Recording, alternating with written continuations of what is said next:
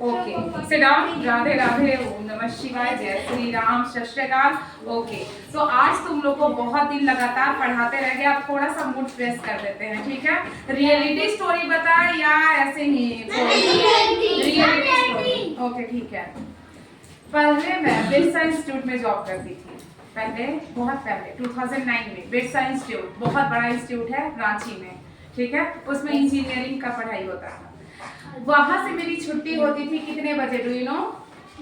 5:30 बजे या 6 बजे। कभी मीटिंग हुआ तो शाम को 6 बज जाता था, जिससे अंधेरा हो जाता था पूरी तरीके से। हमेशा तो हम अपने पापा के साथ आ जाते थे, लेकिन एक दिन क्या हुआ कि पापा मेरे चले गए गांव और रहती मैं अकेले रांची में।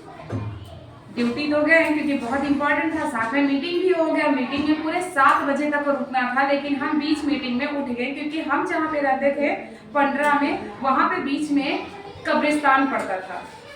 और ये रियल स्टोरी है, कब्रिस्तान पड़ता था। ओके, अब मुझे तो लगा कि मेरे पापा है नहीं, अब आज मैं किसके साथ जाऊंगी।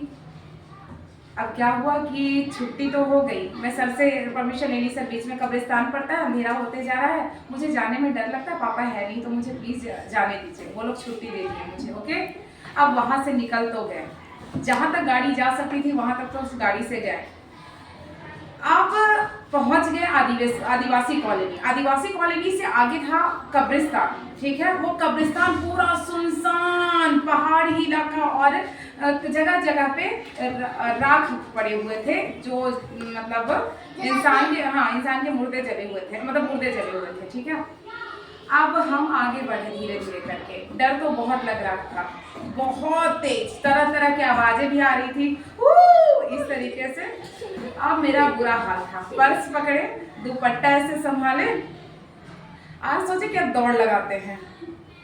लेकिन जैसे हम दौड़ लगाने के लिए सोचे, इतने में ही चारों तरफ जब डर लगेगा ना तो और चारों तरफ देखने लगोगे कहीं कुछ है तो नहीं, तो देखने लगे। तब देखते हैं एक पहाड़ पे सफेद साड़ी पहने हुए ऐसे ऐसे कोई कर रही है, ठीक है, ऐसे ऐसे। अब मेरे रोंगटे खड़े हो गए। अब लगा मैं पीछे जाऊं या आगे जाऊं, कब्रिस्तान पार करके जहां मेरा घर है वहां पहुंचूं। डर से मेरा बुरा हाल हो गया था और बार बार हमको उसी पे निगाह पड़ रहा था। चल रहे थे लेकिन लग रहा था, मतलब पहले तो सोच रहे थे कि वापस लौट जाओ, लेकिन वापस लौटो तो किसके पास रहूंगी पूरी रात, ये सोचने में लग गए। फिर लगा कि अब चाहे जैसे जाना है, मरे जिए, लेकिन फिर भी वहां पे हमको पहुंचना है अपने घर। मुझे ये सोच के पहले तो मम्मी के पास कॉल की कि मम्मी घर से निकल जाइएगा, हमको डर लग रहा है। मम्मी बोली ठीक है, तू आ रही है, आ जाओ, हम बाहर ही खड़े रहते हैं। बोले ठीक है। फिर क्या हुआ कि हम सोचे जय हनुमान ज्ञान सागर जय कपिस्ती जाकर राम दूत अतुलित बलधामा, हनुमान चालीसा पढ़ के और तेजी से भागना स्टार्ट किए। अब जहाँ पे नजदीक में पत्थर था, जहाँ पे सफेद साड़ी पहने ऐसे ऐसे कर रही थी, बिल्कुल हम उसके सामने पहुंच गए। जैसे ये यहाँ पे है और हम यहाँ पे हैं, ठीक है। अब मेरी हालत इतनी बुरी हो गई, लगा फिर एक टाइम के लिए सोचे कि चलो देख ही लेते हैं आखिर होता कैसे है, होती कैसे है ये सब, भूत प्रेत कैसा। जय हनुमान ज्ञान पूछा, सीताराम सीताराम सीताराम, जैसे ही देखे उसी टाइम मेरा होश उड़ गया। क्या हुआ पता है? नहीं, पेड़ था वो, झाड़ी पर आदिवासी लोग अपने कपड़े को सुखाने के लिए पेड़ पे डाले हुए थे। अब तो लगा कि हम किसके लिए इतना डर रहे थे, लेकिन जब मन में डर बैठ गया, वो तो डर बैठ गया है, चारों तरफ कब्रिस्तान है, लाशें जल रही है, तो डर तो बैठा हुआ था। अब उसको देख मिली कि झाड़ में फंसा हुआ वो कपड़ा, ठीक है।